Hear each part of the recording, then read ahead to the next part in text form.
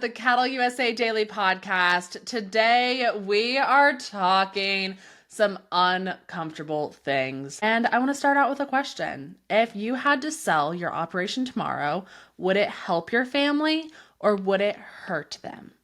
Today we are talking depreciation, succession planning, and some mindset realities. And the whole concept of, if you didn't get it from the title, is your ranch an asset or is it a liability? It's a really hard question to have. And here's the thing, guys. We are going to be pretty direct today, not doom and gloom, but this is an episode about taking ownership and seeing the opportunity to continue to grow and to continue to develop. So what is depreciation? What do I mean when I say depreciation? What is the definition of depreciation? What does it look like for us on ranches? Here's the thing. Depreciation doesn't just mean value loss. In ranch terms, depreciation, it's not just rust on a tractor or depreciation of our products, but it's also the slow fade in value of equipment, fencing, facilities, and more. So here's the IRS view. Depreciation is a tax benefit. It lets you write off the cost of certain assets over time, reducing your taxable income, even if the asset is still technically usable. So for example, you can depreciate a squeeze chute or a barn over the next 5 to 20 years, even though you might use it longer. And here's the thing, the same depreciation doesn't mean you've saved for replacing those assets. You've just lowered your tax bill, not banked the money for repairs, upgrades, or replacement. The bottom line of this, guys, is tax depreciation can make your books look better, but it doesn't equal cash in the bank or rising operational value. So here's the thing. Many producers confuse a good tax year with good financial health. Just because on our taxes it looks like we had a good year does not mean our operation is actually sustainable. Does not mean that if everything hit the fan today, our operation would still be successful. I also, outside of depreciation, want to talk about succession. Succession is often looked at as I'm not ready to retire, so why do I need to talk about it? It's not something I'm worried about. Here's the thing. If you're not planning for the next generation, your ranch may be a ticking time bomb. We never know what tomorrow holds. And I don't want to get doom and gloom on this, but I come from a family, thank God, who has talked about this my entire lives. But you want to know why we have talked about succession my entire life? It's because my dad's dad died when he was 13. They didn't have the opportunity to set up a succession plan. It wasn't put in paper what happens next. And that is stressful. And that is not fun for anyone. So be the person that does it. Be the person that asks yourself these questions. Do you have a plan for who takes over? If you get in a car wreck, if you die tomorrow, or if you just break your legs, like if you fall off the tractor and you break 2 legs, who's going to help you take over? Who's going to help you during that situation as well? Next, have you communicated that plan? So cool, you have a plan for who takes over, but have you communicated it? And are you grooming the next generation with skills, not just responsibilities? Actually implementing skills and responsibilities into the next generation is so vital to the success of the operation as it goes through a succession. Succession planning works really, really well when it is done right, but it can absolutely wreck a family legacy when it is done wrong. Everything that you have spent the last however many years putting together for your operation can be gone in the blink of an eye if you don't take succession planning seriously. So here's the thing with the business mindset of all of this. We've talked about this a lot. So we've talked about depreciation. We've talked about how it doesn't necessarily mean that you've had a good financial year of health just because your taxes said that you did. Just because the tax return that you submitted to the IRS looks good on paper and it says that you made $80,000 in profit this year does not mean that you necessarily have great financial health. And so here's the mindset shift that I want to talk about with you guys today.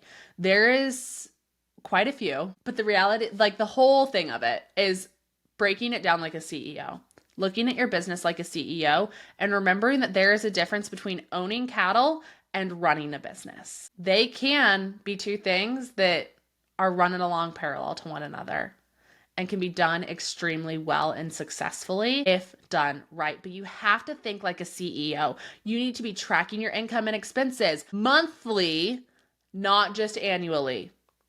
At the very least, sit down every single quarter and do your monthly income and expenses. I like to do mine every single month, if not twice a month, if it's been a really busy month, or if I find myself with a little extra time, or I know that it's going to be a busy end of month. Do it now and do it consistently now. You will thank yourself, not just from being able to compare year over year, but also when tax season comes, you and your tax advisor will thank you. I want you to be measuring your return on investment on every single major purchase that you make. That ROI is so important to continue remembering and continue to look back on as you go throughout your year, as you go throughout your next 10 years. If it's a major purchase and an investment, you need to be looking out on that, and measuring your ROI is going to tell you whether that was a safe and good financial decision, or if it was some financial decision that we make every once in a while that maybe we should have second guessed a little bit more. And then I also want you to pay yourself a salary if you can. If you are in a situation where you are able to start paying yourself a bi-weekly salary, a monthly salary, please do. Your personal finances will thank you if you are able to start separating business income and expenses from personal income and expenses. And paying yourself a salary, even if it is a salary that fluctuates, will help you in this aspect. So here's a question for you guys. Is your ranch profitable, or are you just staying busy? You need to start treating your ranch like an appreciating asset, not a lifestyle you're surviving in. Look at your business like a CEO, challenge yourself to grow, and look at it from a business standpoint of how can we continue to treat this like an appreciating asset and not something that we are just getting by day to day. So as we round out this podcast, I have a little quick litmus test for you guys on whether your ranch is an asset or a liability. So I've got 5 questions for you guys that I want you to be so real with yourself on. Sit down, be honest on every single one of these. Because if you're not honest with yourself, then what's the point of actually listening to the rest of this episode? Like, sorry, but you can just leave now if you're not going to be honest with yourself on these next 5 questions and let yourself self-assess. Question number 1. Can your ranch operate for 3 months without you? If you were to leave today and go on a 3-month hiatus into the backwoods of Alaska, would your ranch survive without you? Do you have a plan in place if you were gone for 3 months? Is your operation currently building equity or bleeding it? This is probably a situation where you might know this off the top of your head.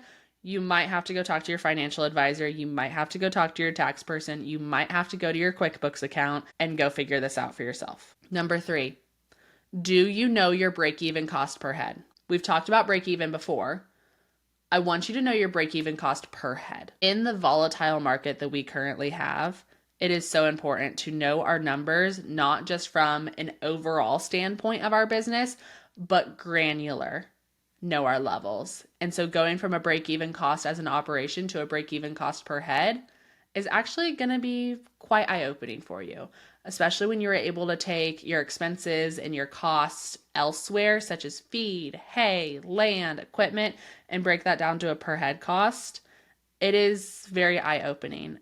And it's eye-opening in an aspect from not just a self-reflective standpoint, but from an expansion standpoint as well. So when you're looking at expansion or different ways of running your business, whether you're expanding, shrinking, whatever, looking at it from a per head cost standpoint is actually really insightful, because you can look at your operation right now and say, okay, I'm running 200 head and this is how much it costs me per head.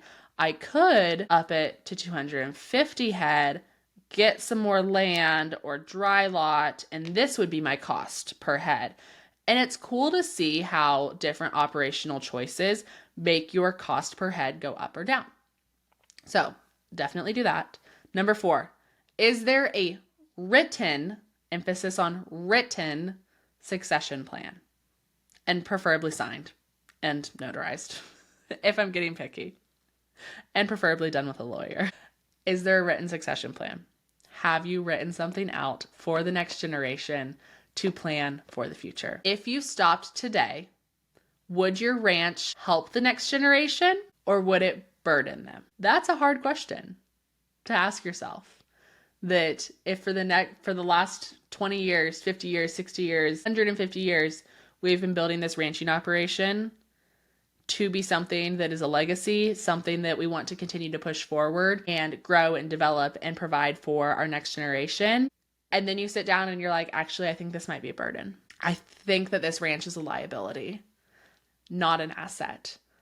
I think that the way that we have been running this ranch is not helping the next generation, but it is going to hurt them.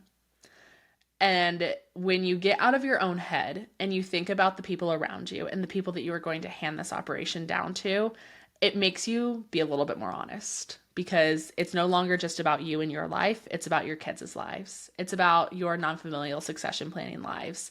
It is about other people around you rather than just yourself. So be real with yourself. And I want you to remember this and ask yourself this question. Is your ranch setting your family up for success, or is it setting them up for stress? No one wants to be stressed. It's not fun. No one wants to hand down a liability, a burden, a stress. You want to set your family up for success. You want it right now while you're still here to be a success. You don't want it to be a liability outside of succession planning. So don't let it be. I want you, after that litmus test, after everything else we talked about, I can guarantee you almost every single one of you listening to this has something that you can go do. Someone you can call, a question that you can continue to ask, somewhere you can dive deeper, whether that be into your finances and you're calling your financial advisor and you're calling your tax person and you're calling your banker and you're digging deeper into your finances to actually get a hold on them and understand them, or whether you're getting a hold of a lawyer or an attorney and getting that succession plan and that trust set up and everything else that goes along with that, or whether you're just sitting down and sitting around the kitchen table with your next generation and talking to them about the succession plan or where the ranch currently is. I encourage you to communicate these things. There is power in keeping things quiet, and it gives power to things that don't deserve any power. And it can be really embarrassing. It can be really touchy as far as finances go and where the debt to income ratio is of ranching operations, but don't let it be. Don't give that power to something that doesn't deserve it, because if it has power over you, then you're not discussing it with those around you. So I really encourage you to discuss it with those around you and be the person that having these conversations regularly with the people in your lives, with your family members, and with everyone around you. Your team is here to support you, so let them, and continue looking at your operation from a CEO standpoint of how can we continue to grow and develop and build this operation to the next level. Thank you guys so much for listening to another episode of the CattleUSA Daily Podcast. I appreciate your time and for being here. As always, like, subscribe, rate, review, subscribe to our newsletter. Check out our CattleUSA insurance link. We have so many resources for you guys, and that's what we're here for, right? We are here as a podcast providing free content to you every single day, Monday through Friday, to be an asset, to be somewhere that you can look at this podcast as somewhere where you can have great resources and continue to be educated. So we've got all of those resources linked for you guys down below outside of the podcast itself. But if you enjoyed today's episode, I would appreciate you doing all the things to show your love and support. And as always, I hope you all have a great rest of your week, and we'll see y'all next time on another episode of the CattleUSA Daily Podcast. Have a good one, y'all.